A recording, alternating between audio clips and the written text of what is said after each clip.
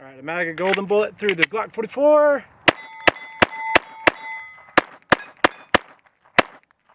All right, a mag of golden bullet through the P17.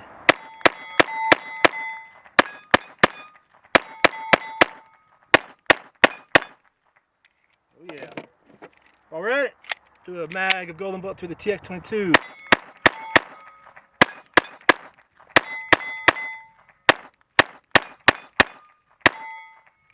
Alright. Hey guys, what's up? This is coming from G19 today, so I'm going to do a comparison of the Glock 44 to the KelTec P17 today. So I've got about 1,500 rounds in the Glock 44, and I've got about 2,100 rounds in the KelTec P17. Alright, so as with all my comparison videos, what I'm going to do is I'm going to give you the areas where I think the Glock 44 is better, I'm going to give you areas where I think the P17 is better, and then we'll talk about stuff where they're just kind of the same across the board. Now in all this, mine is a sample size of 1, and that's something to consider. So let me talk about the strengths of the Glock 44 first. One thing is just the quality in the finish is just definitely better in the Glock 44. There's no doubt about that. I mean, if you look, there's a little seam line right here, but you can barely see it.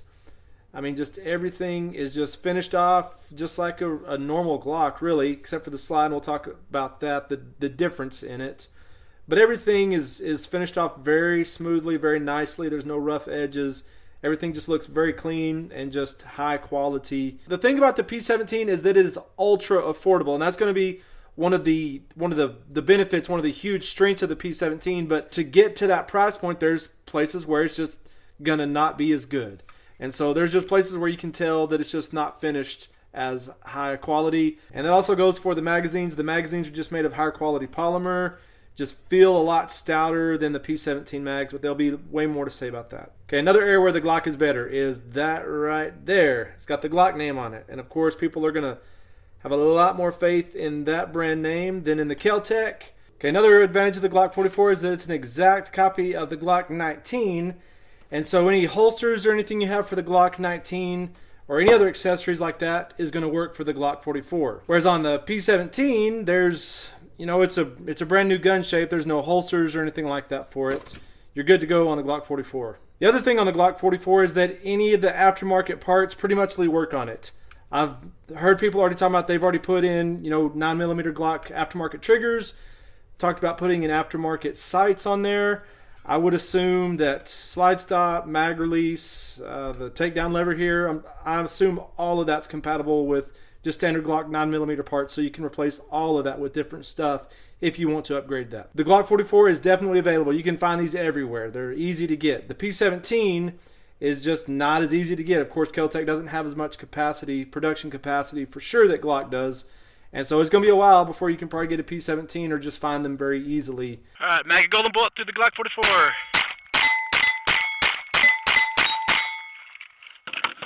All right, mag a golden bullet through the P17.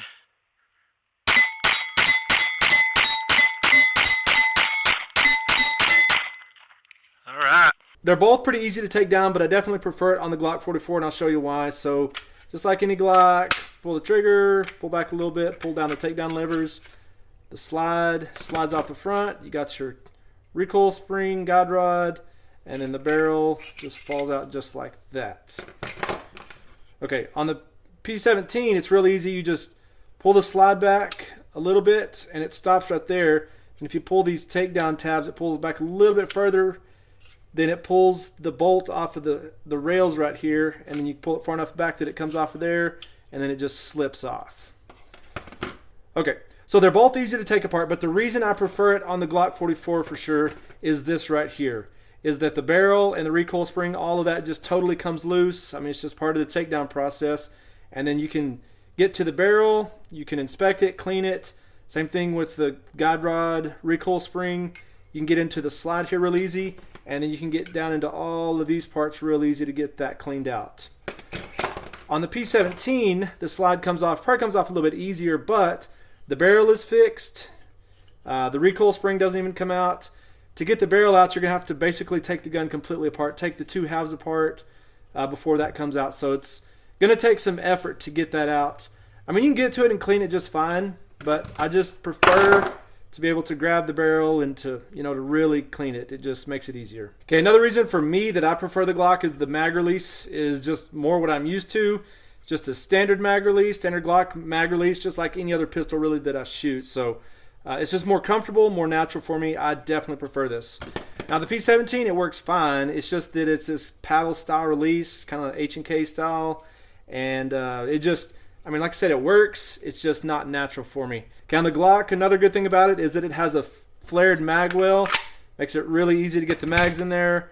On the P17, there's barely any flaring. It looks like it there, and I guess it is just a tiny bit, but nothing like on the Glock. So it's way easier to get those mags in more quickly on the Glock. Okay, so to talk about the accuracy of them, I've shot groups with these on different occasions, and then I shot them on the same day when I went out the day before and shot groups with them there, and both of them are very, very similar. On the day I was shooting these just two together, I was shooting the Glock 44 just a hair more accurately or precisely, however really that should be said.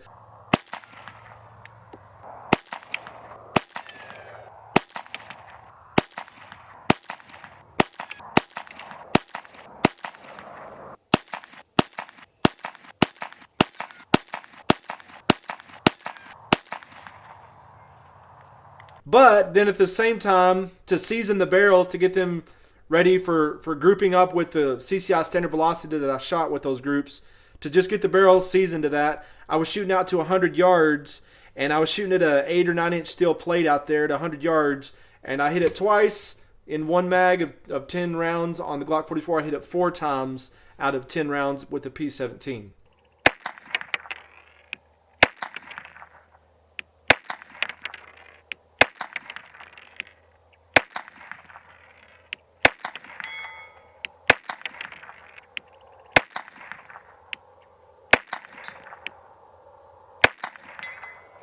Okay, hit it twice. I think I can figure out exactly where to hold that. Let's try with the P17.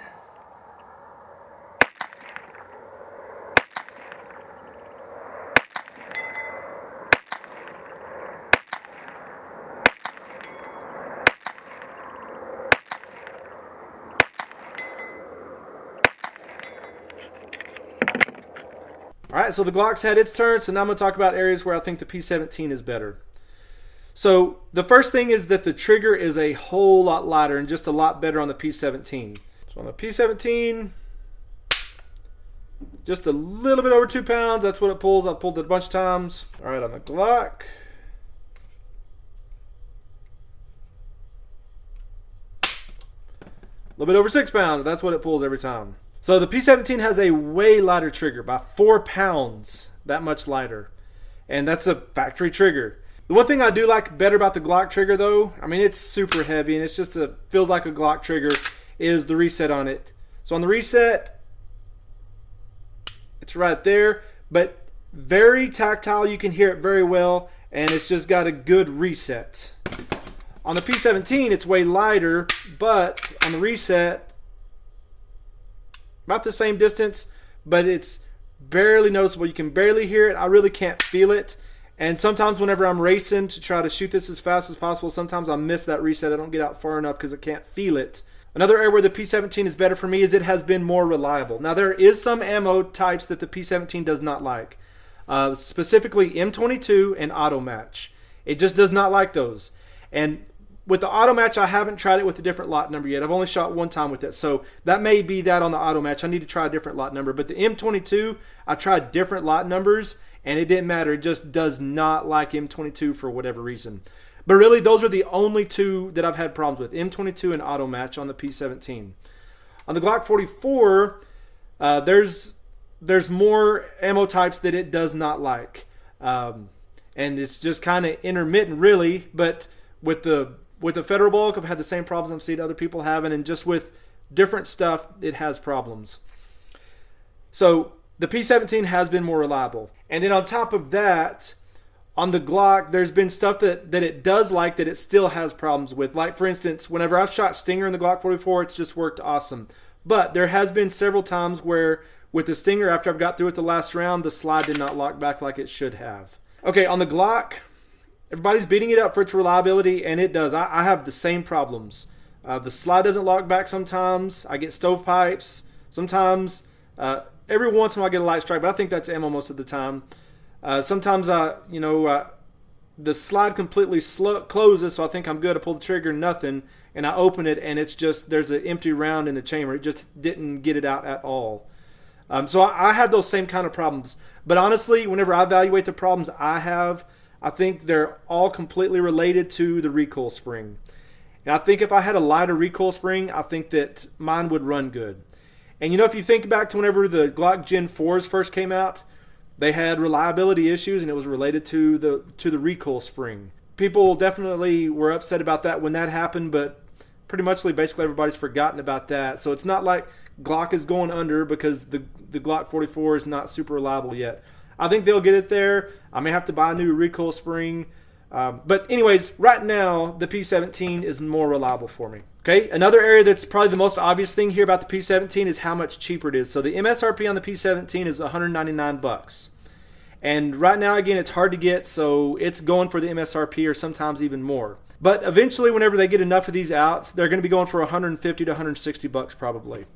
On the Glock 44, you can get them now, but the MSRP on it is, I think, $429 or $439. I don't remember. I'll annotate that right here. You can get them street $375 to $400 right now. Okay, so for the P17, $199 for MSRP. And let's just talk about just even the street price of the G70 of the G44. So let's say you get it for $375. Okay, with this you get a threaded barrel and you get an extra mag. So to get the threaded barrel, we'll even go with the cheapest way, $155 from Glock. And to get the extra mag, to get up to 3 mags, you got an extra $25. Makes $555. $555 to get the Glock up to where the P17 is for $199. And this is all street price that I'm listing here, where this is the MSRP, and this will eventually be cheaper than that. Over $350 difference. Okay, on the P17, all models come with a threaded barrel. And if you got a suppressor like I do, that is a big thing. If you don't have a suppressor and you can afford it and you live in a state where you can get one, get one. Do it now before something happens. On the Glock 44, none of the standard models come with a threaded barrel, but they do offer a threaded barrel, but you have to buy that separate. So on Glock's website, I think they're out of stock now, but you can get them for $155. On Brownells, they have them for like $195. So it's a $200 option. $200 extra you have to throw in the Glock 44 to get it up to where the P17 is just standard. Okay, and the P17 comes with the thread adapter to adapt to 1/2 by 28.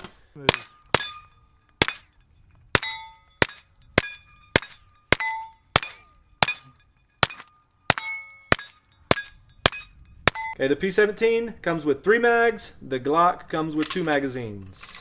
Just about the mags here. So on the P17 mag, it just seems to work better for me. I never have to think about loading them properly. I just put rounds in there and it's just always right. I've never had feeding problems out of these. On the Glock, the more you load it, the more rounds you put in it, the more the nose of the rounds start to go down like this and they're not parallel with the feed lip.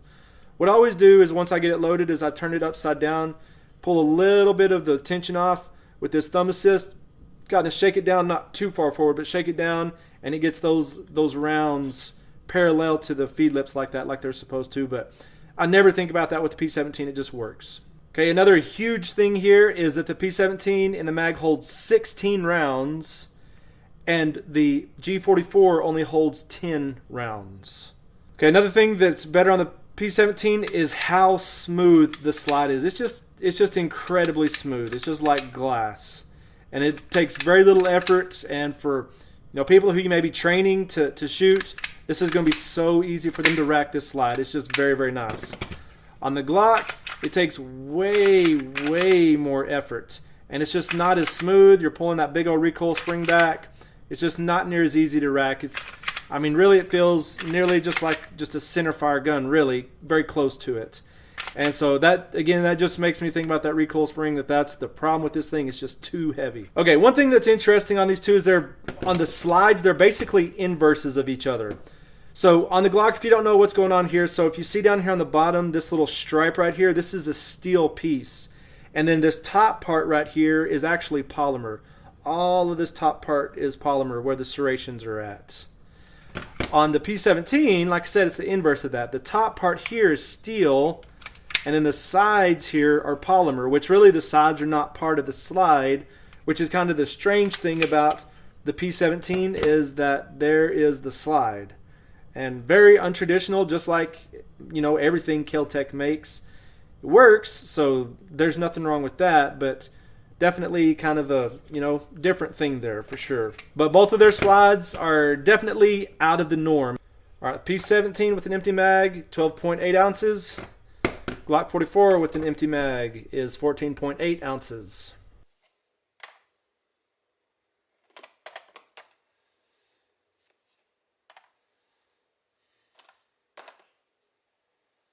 Alright, so in the slide they're about the same width. Glock maybe just a hair wider.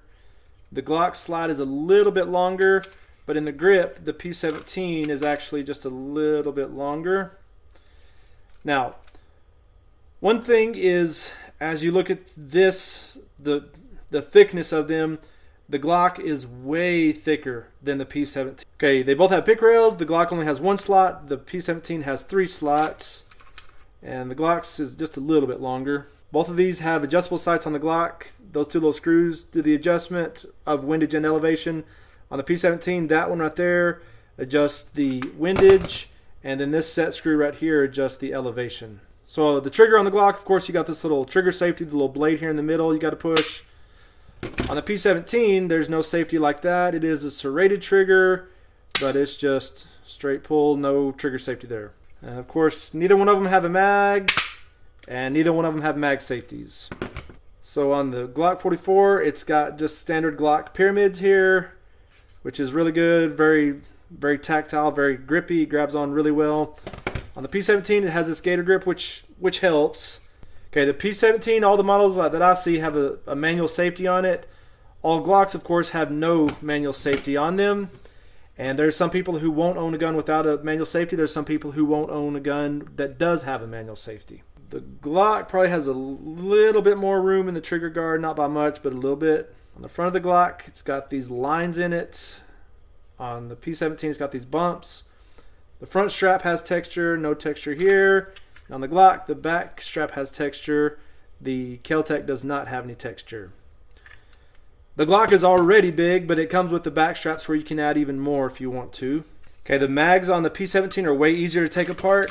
All you got to do is depress this little button right there. The base plate slips off, and then out comes a follower. Just like that. That easy to take down. On the Glock mag, you've got these little tabs that you've got to overcome. So you got to get a tool or something like this. Let me grab this other one to be able to depress that. And to be able to pull it off like that.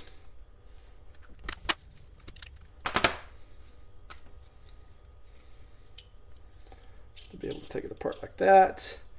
And then to get this little thumb assist out, they're just clipped together. You can just pry them apart and it pulls out. So on the Glock, it has a standard Glock side, just a white U shape, just a white dot on the front. The P17 has this blacked out rear, and it's got this green fiber optic. And for my eyes, I prefer this blacked out and green optic. I can just see that so well. And on the P17, you can see how there's daylight up on this front post between there. I like that where I can see what I'm shooting at a little better. On the Glock, it pretty muchly, it's kind of hard to tell in that light, but it pretty muchly fills up that whole notch and I can't see the target as well. So I prefer this where there's a little bit of daylight in there for me. On the P17, it's definitely drop free. And then even like this, gives a little bit of kick to the mag. On the Glock 44, definitely drop free. And then like this, gives it a little bit of kick also. So they're about the same on that. It's just crazy to me to look in here and just look at the mag well of these. The Glock here and the P17 here, and this big old mag well only holds 10 rounds. And this mag well, this tiny little skinny one, holds 16 rounds. Okay, in the manual for both of these, on the P17, it says to use high velocity ammo only. And on the Glock, it talks about making sure that it produces sufficient energy. So basically they're recommending that you use high velocity ammo on this as well. But what I've definitely figured out and seen in the real world is that the P17 just works with more types. On the P17, and it's just due to how smooth this slide is. But I've even shot just like, you know, subsonic stuff and it shot it perfectly. Standard velocity, it shoots it perfectly. On standard velocity, the Glock 44 works pretty good. Every once in a while, it chokes on that. And then for sure on subsonic, it really does not like that very well. The P17s just worked with all kinds of stuff. So on the P17, the safety is ambidextrous. The mag release is ambidextrous. It's on both sides. But the slide stop is only on this side. There's no slide stop on this side. On the Glock, of course, there's no manual safety on it. The mag release is not ambidextrous, although you can swap it, but it's just one side at a time. But the slide stop is ambidextrous. You got the slide stop here, and you got it over here. All right, one more mag of golden bolt through the Glock 44.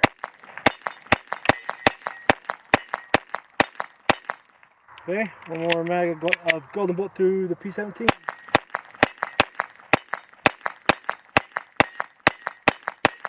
All right, got the Glock 44 today versus the KelTec P17.